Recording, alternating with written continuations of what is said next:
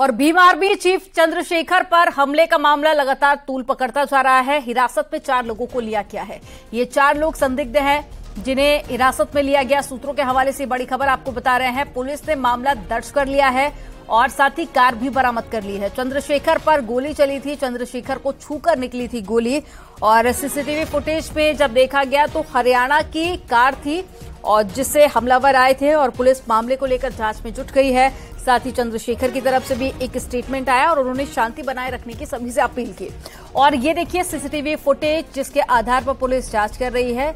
और जिस फॉर्च्यूनर से चंद्रशेखर चल रहे थे उसी के पीछे हमलावर सफेद कलर की गाड़ी में चल रहे थे। जो नंबर प्लेट मिला है वो हरियाणा का बताया जा रहा है। 4 लोगों को हिरासत में लिया है पुलिस ने और उनसे पूछताछ की जा रही है। तो भीम आर्मी चीफ चंद्रशेखर पर हमला किया गया, उन्हें जान से मारने की कोशिश की गई लेकिन छूकर गोली निकल गई। और ज्यादा जानकारी के साथ में देवेश त्यागी संवाददाता जुड़ गए हैं। देवेश, 4 लोगों को पुलिस ने हिरासत में ले लिया है। एक सीसीटीवी फुटेज भी सामने आया है। पुलिस की जांच पड़ताल में अभी तक क्या बड़े खुलासे हो पाए हैं?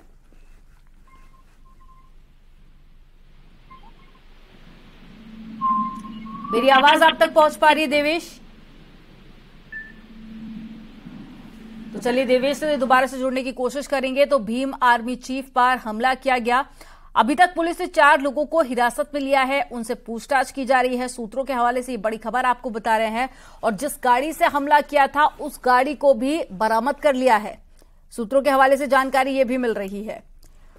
तो भीम आर्मी चीफ पर हमला किया गया, उनको जान से मारने की कोशिश की गई, हालांकि गोली छूकर निकल गई। और अस्पताल में चंद्रशेखर का इलाज भी चल रहा है, उन्हें एडमिट कराया गया। उनकी तरफ से कहा गया उनके समर्थकों को कि शांति बनाए रखे। वहीं दूसरी तरफ पुलिस पूरे मामले को लेकर जांच पड़ताल कर रही है और अभी तक 4 संदिग्धों को हिरासत में ले लिया गया है, बाकियों की तलाश की जा रही है। और इस पूरी साजिश के पीछे आखिर कौन था, कौन चंद्रशेखर को मारना चाह रहा था, तो इस पूरी प्लानिंग को लेकर हर एंगल से पुलिस की टीम जांच पड़ताल कर रही है। तो ये देखिए आपको गाड़ी भी दिखा रहे हैं। जब गोली चलाई गई तो उस दौरान जो गाड़ी के शीशे थे वो टूट गए और ये देखिए आपको सीट पर पूरा कांच नजर आ रहा होगा। और अब पुलिस पूरे मामले को लेकर जांच पड़ताल कर रही है। 4 लोगों को जो हिरासत में लिया गया है उनसे पूछताछ की जा रही है। माना जा रहा है कि कुछ बड़े खुलासे इस पूछताछ के दरमियान हो सकते हैं। और ज्यादा जानकारी के साथ में संकेत मिश्रा फोन लाइन पर जुड़ गए हैं। संकेत, पूरे मामले में क्या अपडेट है? क्योंकि गाड़ी बरामद करने की भी बात सामने आई है। इसके अलावा 4 लोगों को हिरासत में लिया है। ये 4 लोग कौन है? जिन लोगों ने गोली चलाई थी, क्या ये वही लोग हैं? बिल्कुल, देखिए पुलिस पूरे मामले की इस घटना के बाद से तत्काल तफ्तीश में जुटी हुई थी और पुलिस टीमों ने लगातार छापेमारी की थी। एक सफेद कार का सीसीटीवी फुटेज में सामने आया था और उसके बाद पुलिस ने जब तफ्तीश की तो उसमें वो कार बरामद कर ली है। इसके अलावा 4 जो संदिग्ध हैं उनको पुलिस ने पकड़ा है। पुलिस उनसे पूछताछ कर रही है, पूछताछ में जुटी हुई है। जाहिर सी बात है कि इस पूरे घटनाक्रम को लेकर जिस तरीके से विपक्षी पार्टियों ने इसे मुद्दा बनाया और सरकार ने भी इसको पूरे घटनाक्रम को गंभीरता से लिया था, तत्काल निर्देश दिए थे पुलिस प्रशासन को, स्थानीय अफसरों को कि इस पूरे मामले की गंभीरता से तफ्तीश करें और जो आरोपी हैं उनको तत्काल गिरफ्तार किया जाए। पुलिस की कई टीमें जुटी हुई थी और वो टीमें इस पर काम कर रही हैं। 4 संदिग्धों को पुलिस ने दबोच लिया है, उनसे अब पूछताछ जारी है। इसके अलावा जो कार है, सफेद कार, उस कार को भी बरामद कर लिया है पुलिस ने। अब पुलिस टीमें पूछताछ में जुटी हैं, उसके बाद स्थिति स्पष्ट होगी कि आखिर वो कौन लोग हैं जिन्होंने वारदात को अंजाम दिया और उसकी वजह क्या रही। संकेत, क्या और कोई बड़े खुलासे हो पाए हैं प्राथमिक जांच में कि आखिर ये हमलावर कौन थे, किसकी साजिश थी? बिल्कुल, देखिए पुलिस अब तफ्तीश में जुटी है, पर दर परत खुलासे होंगे। इस पूरे पुलिस तमाम जो कड़ियां हैं उनको जोड़ने में जुटी हुई है। दरअसल ये तफ्तीश का हिस्सा है और पुलिस अभी इस पूरे मामले में 4 आरोपियों को, पुलिस ने 4 संदिग्धों को गिरफ्तार किया है और एक कार बरामद की है। पुलिस उनके जरिए और आरोपियों तक पहुंचेगी और उस वजह को भी जानेगी कि आखिर किस वजह से इस वारदात को अंजाम दिया गया। और लगातार सरकार इस पूरे मामले को लेकर गंभीर है। सरकार से लगातार निर्देश दिए जा रहे हैं। मुख्यमंत्री योगी आदित्यनाथ की मंशा है कि कानून व्यवस्था उत्तर प्रदेश में दुरुस्त रहनी चाहिए और उसके साथ जो खिलवाड़ करता है कार्रवाई होगी। तो ऐसे में इस मामले में जो भी आरोपी हैं उन्हें किसी भी स्तर पर उनके खिलाफ कार्रवाई होगी और पुलिस टीमें लगातार छापेमारी कर रही हैं। इन 4 संदिग्धों से पूछताछ की जा रही है। इनके द्वारा जो तमाम बातें पता चल रही है पुलिस को, उस लिहाज से आगे की तफ्तीश जारी है। आप नजर बनाए रखिएगा संकेत। तमाम जानकारी साझा करने के लिए बहुत शुक्रिया आपका।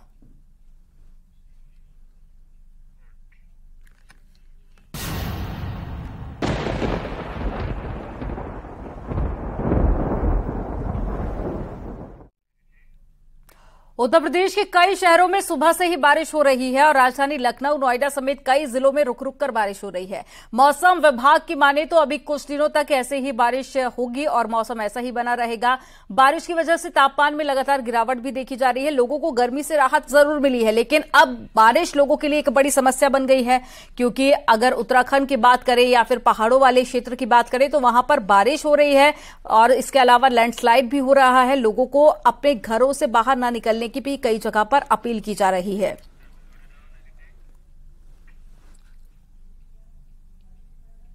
गाजियाबाद में भी सुबह से बारिश हो रही है। बारिश की वजह से लोगों को एक जगह से दूसरी जगह पर जाने में दिक्कत भी हो रही है और ऐसे में लोग खासा परेशान भी नजर आ रहे हैं।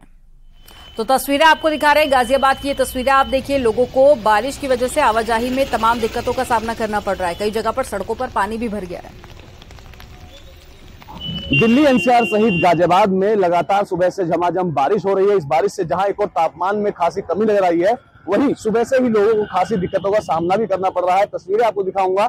गाजियाबाद के ही एक मेन चौराहे पर हम खड़े हुए हैं। जहां तक भी आपकी नजर जाएगी वहां तक सिर्फ और सिर्फ यहाँ आपको पानी ही पानी नजर आएगा। चाहे वो सड़कें हों, चाहे और कोई जगह हो, तमाम जगह पे आपको सिर्फ पानी ही पानी नजर आएगा। कुछ लोग मेरे साथ हैं, उनसे जानेंगे और बात करेंगे कि किस तरह की दिक्कतें उन्हें हो रही है। कहाँ से आए हैं आप? मंडी से। अच्छा, सुबह से बारिश हो रही है? हाँ, सुबह से हो रही है। तो आने जाने में दिक्कत हो रही होगी? दिक्कत तो हो गई हो। बिल्कुल, ये वो लोग हैं जो सुबह ही अपने घर से निकले थे। तस्वीरें एक बार फिर आपको दिखाना चाहूंगा। जहां तक भी आपको नजर जाएगी वहां तक सिर्फ और सिर्फ आपको बारिश ही बारिश नजर आएगी। हालांकि लगातार पड़ रही भीषण गर्मी से इस बारिश के चलते लोगों को कुछ राहत जरूर मिलने वाली है, लेकिन सुबह से ही जो लोग अपने गंतव्य स्थान पर निकले थे उन्हें खासी दिक्कतों का सामना भी करना पड़ रहा है। कैमरा पर्सन सतीश के साथ अमित राणा, न्यूज़ 18 उत्तर प्रदेश। और ज्यादा जानकारी के साथ में नोएडा से हिमांशु शुक्ला जुड़ गए हैं, दिल्ली से शिवम प्रताप सिंह जुड़ गए हैं। शिवम, दिल्ली की गर्मी हो या दिल्ली की बरसात, दोनों ही लोगों के लिए परेशानी का सबब बनती है। अभी आप दिल्ली में मौजूद है, किस तरह की तस्वीरें देख रहे हैं आप? देखिए, मानसून की दस्तक के साथ ही राष्ट्रीय राजधानी में लगातार बारिश हो रही थी। मौसम विभाग ने इस बात का पहले ही अंदेशा जताया था कि 2 जुलाई तक दिल्ली में बारिश होती रहेगी, लेकिन आज बड़ा बदलाव ये है कि एक तो अर्ली मॉर्निंग से बारिश हो रही है, दूसरा हवाओं का दौर जारी है। लगातार हवाएं चल रही हैं, जिससे दिल्ली वासियों के लिए राहत भरी खबर ये है कि उन्हें गर्मी और उमस से राहत मिलेगी। लेकिन जिस तरीके से दिल्ली में वाटर लॉगिंग होती है वो एक बड़ी समस्या रही है। बड़ी बात यह भी है कि पिछले 10 सालों में सबसे ज्यादा इस साल जून में बारिश हुई है। इस साल जून में सभी रिकॉर्ड टूट गए। लगभग 15 दिन तक बारिश हुई है और आने वाले 2 से 3 दिन तक ये बारिश जारी रहने का अनुमान है। मेरे पीछे आप देखें तो आपको नजर आएगा कि सड़कों पर सिर्फ गाड़ियां और ऑटो ही नजर आ रहे हैं, क्योंकि अर्ली मॉर्निंग से बारिश होने लगी। ऐसे में जो लोग हैं वो या तो छाते के साथ निकल रहे हैं या फिर कैब और ऑटो से बाहर निकल रहे हैं। दिल्ली वासियों के लिए राहत भरी खबर यह भी है कि लगातार 2 से 3 दिन उमस भरी गर्मी रही थी, 35 के आसपास टेम्परेचर रहा था और आज हवाएं चल रही हैं। मौसम विभाग ने यह भी बताया है कि उन्होंने ऑलरेडी येलो अलर्ट जारी कर दिया है। लोगों को चेतावनी दे दी गई है कि अगर लगातार बारिश रहे तो ऐसे में कच्चे घरों से या फिर जहां पर पानी भर जाता है उन इलाकों से बचाव करें। फिलहाल एनडीएमसी जो इलाका है, लगातार यहां पर तमाम तरीके की न सिर्फ पुलिस बल्कि पीडब्ल्यूडी के जो अधिकारी हैं वो भी मॉनिटरिंग कर रहे हैं कि तमाम जगह पर जिस तरीके से पानी भर जाता है, लोगों को समस्याएं आती हैं, वो समस्याएं ना हो। फिलहाल बारिश लगातार जारी है। हालांकि जो बारिश की गति है वो बेहद कम है, रिमझिम हो रही है, लेकिन अलग अलग इलाकों में बारिश के अलग अलग तापमान है। आज बताया जा रहा है कि लगातार शाम तक न सिर्फ हवाएं चलेंगी बल्कि बारिश भी होती रहेगी। जी ठीक है शिवम, आप बने रहिएगा। नोएडा से हिमांशु शुक्ला भी हमारे साथ में जुड़े हुए हैं। हिमांशु, नोएडा की तस्वीरें आप दिखाइए, बारिश का असर कितना ज्यादा देखा जा रहा है, मौसम विभाग का क्या कहना है और इसके अलावा प्रशासन की तरफ से क्या कुछ तैयारियां की गई हैं? देखिए, जाहिर तौर पे आज सुबह से बारिश हो रही है और रिमझिम नहीं, तेज बारिश कहेंगे इसको, और बारिश से आम आदमी को राहत जरूर मिली है। लेकिन मेरे ठीक पीछे की तस्वीरें देखिए, ये नोएडा का सेक्टर 10 इलाका है और जलभराव की स्थिति है। लोग परेशान हैं। जाहिर तौर पे राहत मिलती है, लोगों को तापमान में कमी आती है। तापमान अगर बात करें तो जो 35 से 40 बना रहता था वो आज 28 और 29 डिग्री सेल्सियस दिखा रहा है। लिहाजा तापमान में तो गिरावट दर्ज हुई है। इसके साथ एक और राहत मिली है जो स्वच्छ हवा की है।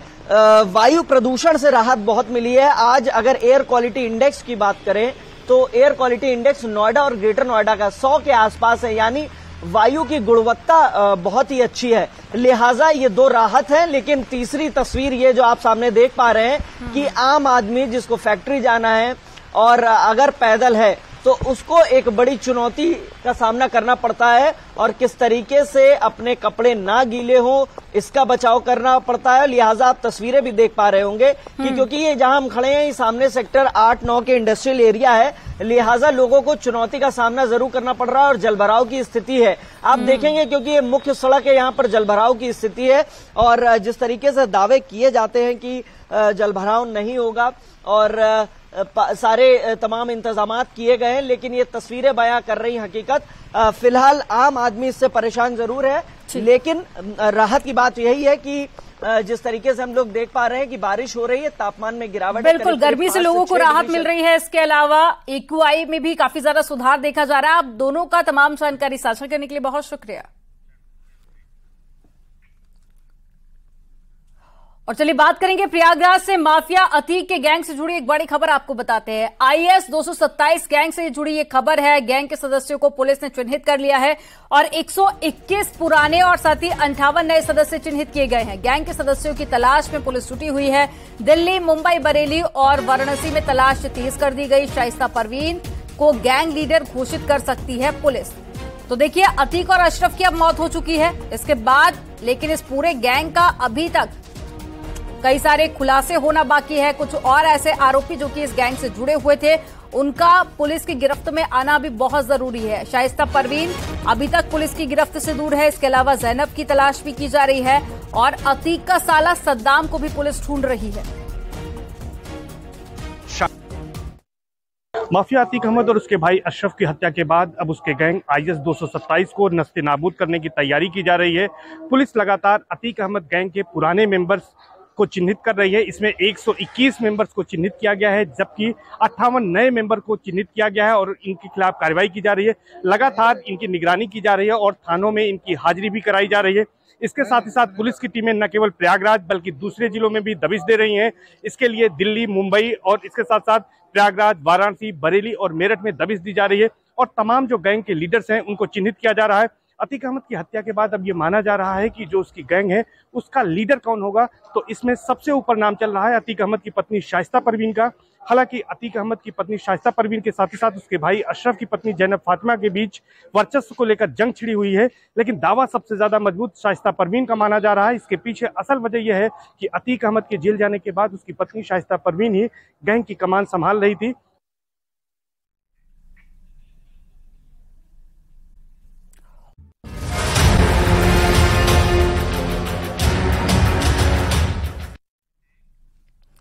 ब्रेक के बाद एक बार फिर से आपका स्वागत है। चलिए खबरों में आगे बढ़ेंगे। आज पूरे देश में बकरीद का त्योहार मनाया जा रहा है और सुबह से ही मस्जिदों में नमाज अदा की जा रही है और एक दूसरे को बकरीद की बधाई दी जा रही है। लखनऊ में सुबह 10 बजे ईदगाह में नमाज होगी और वहीं बकरीद को लेकर यूपी में पुलिस अलर्ट पर है और सुरक्षा के लिए 238 कंपनी पीएसी, 7 कंपनी पैरामिलिट्री तैनात की गई है। वहीं ड्रोन के जरिए भी निगरानी की जा रही है। तो आज बकरीद है और काफी धूमधाम से ये त्योहार मनाया जा रहा है और सुबह 10 बजे ईदगाह पर नमाज होगी। बड़ी संख्या में लोग पहुंचेंगे नमाज अदा करने के लिए और ऐसे में सुरक्षा के लिए पुख्ता इंतजाम किए गए हैं। पीएसी की टीम भी तैनात की गई है। इसके अलावा पैरामिलिट्री फोर्स भी तैनात की गई है ताकि किसी भी तरह की कोई अप्रिय घटना ना हो या फिर अगर कोई शांति भंग करने की कोशिश करता है तो उस पर तुरंत कार्रवाई की जाए। का त्योहार है वो बड़े उत्साह से मना रहे हैं लोग और मस्जिदों के आसपास सुरक्षा व्यवस्था के पुख्ता इंतजाम किए गए हैं। ये आप देख सकते हैं, तमाम जो लोग हैं वो यहाँ पर पहुंच रहे हैं और इसमें हर उम्र के लोग हैं वो मस्जिद में पहुंच रहे हैं। इस समय हम टीले वाली मस्जिद पे हैं, यहाँ पर लोग मौजूद हैं। आप देख सकते हैं मेटल डिटेक्टर, यहाँ पर सुरक्षा के इस कदर इंतजाम हैं कि मेटल डिटेक्टर लगाए गए हैं और इसमें आप लोग चेक कराते हैं और उसके बाद ही भीतर दाखिल होते हैं। ये सुरक्षा के पुख्ता इंतजाम हैं। यहाँ पे मेटल डिटेक्टर लगा हुआ है। ये टीले वाली मस्जिद है।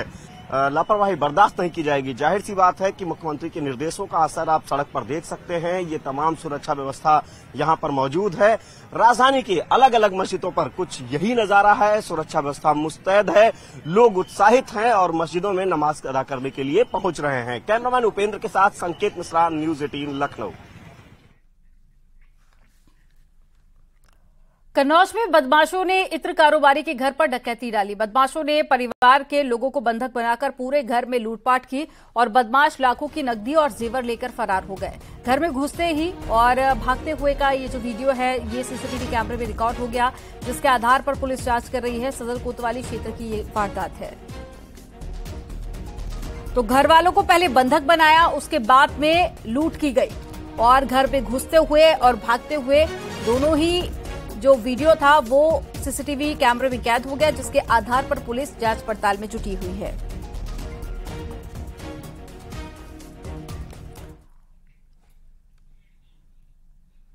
कन्नौज में पूर्व प्रधान हत्याकांड के फरार चल रहे आरोपियों से पुलिस की मुठभेड़ हो गई और मुठभेड़ के दौरान में पुलिस ने 2 आरोपियों को गिरफ्तार किया। मुठभेड़ में दोनों बदमाशों के पैर में गोली लगी है। इन्हें इलाज के लिए जिला अस्पताल में भर्ती कराया गया। सदर कोतवाली क्षेत्र में मुठभेड़ हुई।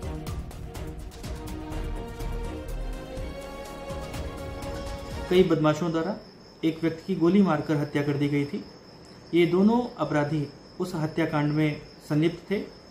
इनकी पहचान ग्राम हीरापुरवा, जनपद कन्नौज कोतवाली के दीपू उर्फ दीपक और विनोद पुत्र राम गोपाल के रूप में हुई है। आगे की पूछताछ जारी है। अग्रिम विधिक कार्रवाई प्रचलित है।